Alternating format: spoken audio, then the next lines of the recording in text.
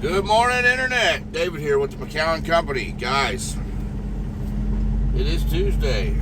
Leaving Plymouth, North Carolina. Headed to Reese, Wisconsin. Guys, we got some stuff in the news lately. This guy killed this family of 3. And it's not his first offense. He killed a bridge also, from what I've heard, seen online. And this is what happens when all the decisions are made around getting the cheapest, least experienced driver in these seats to maintain somewhat of a profit. We used to be called professional drivers. And now they've dumbed these trucks down, thinking that that's going to make it where anyone can drive these trucks. But it's made it more dangerous. It's taken more lives, and you can Google this. You can look up accidents before 2010 and before. The amount of accidents since they've started putting these technologies in these trucks and letting just anybody drive them has skyrocketed. So, but here's what's going to fix all that. The AFFTRA, it's an act that is going to bring back the trucking industry. It's got safeties. It's going to put the money back in the carrier's pocket. It's going to put the money back in the driver's pocket. It's going to cap the brokerages and reel them back in and keep this thing honest.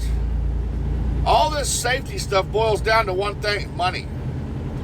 You know, when the money's not there, then all the safety stuff goes out the window, because ultimately people got to pay their bills and pay for their toys and pay for everything. And you know what suffers that because you ain't got no money and your business is not profitable? Safety, equipment. That's why we got all these companies going out of business, all these accidents, all these cheap ass drivers that do not know how to drive a truck. Like I said the other day, I helped a kid out that was draining the air tanks on his truck to cool it down because he thought it was overheating. These are not drivers that should be in the trucks, and it's nothing against that kid. He was a very nice gentleman. He spoke a little bit of English, new driver, and what pisses me off is these companies put these guys in these trucks that are nowhere near qualified or ready to go out there, and these guys have families too. These guys are people with brothers and sisters and everything, and we just stick them in these trucks and see ya, get a load, your load's ready, go, with no training, no experience whatsoever, and expect for there not to be problems like this. They have no regard for our country. Lots of the times, if they're not trying to be here permanently and become a citizen, why do we have them here? We don't need cheap labor. We don't need truck drivers. We have plenty. What we need is these rates to come up. And if we have to put a mandatory minimum freight rate down to make this safer, so where we ain't got to worry about all these corners being cut and drivers being put in here. Because I got news for you. From where I'm sitting, 80% of these drivers in these trucks are not qualified. Maybe I'm wrong. I'm just throwing that out there off the top of my head from what I see. But you expect us to be professional truck drivers, but yet you've got these rates so low and everybody's cutting everybody's throat that you think you can just stick a driver in a seat and pay them the least amount of money and that's a good business model? It's not. It's not a good business model. So I propose that you guys look into the AFFTRA Act, AFFTRA. Link is, I'll post it in the comments. I don't know how to post a link yet to it. There's a link in my bio to go to the Telegram group and read all about it, interact with the people that helped write it. There's a petition to sign in there. All that stuff you need to go check out. Guys, we got to get together on this thing for safety. We got to bring back regulations that are actually for the trucking industry, because what's happened, we've sat around and let these guys figure it out. Let these guys figure it out. And all these guys, these politicians, these lobbyists, these mega corporations, we let them figure it out, and they figured it out with the money right into their pocket. They fucking robbed us. The guys, We cannot leave it up to these people to do what's right. As we can see, they have not done that. Since the 80s, the trucking industry is horrible. Every day, I learn more that how horrible, I mean, it's horrible. I mean, we can't even leave it up to our own carriers to do what's right and put money in the driver's pocket. You know, what a driver should be making and what a driver is making are two hugely different things. I mean, honestly, a year over the road should be getting $1 a mile, no questions asked. And then anything after that, up to a year and a half, 2 years, it should be mandatory. 30% of every load should be what the driver makes. Equivalent in miles, however you want to calculate it over. But you should be pulling down 30% of that load, every load, as a driver that's got 2 years experience on the road. That's a valued employee. And that's why we have such a high turnover rate. Because all these companies have figured out that they can run these drivers for as long as they can, for as cheap as they can. And the second they quit, they got another ass to put in the seat. Another inexperienced driver that's going to go down the road and probably kill your family or my family or somebody's family that we know. And that's the name of the game, cheap labor. And it boils all down to humanity. That's what it boils down to, guys. Nobody takes pride in having a company anymore where their employees say, yeah, he takes care of us.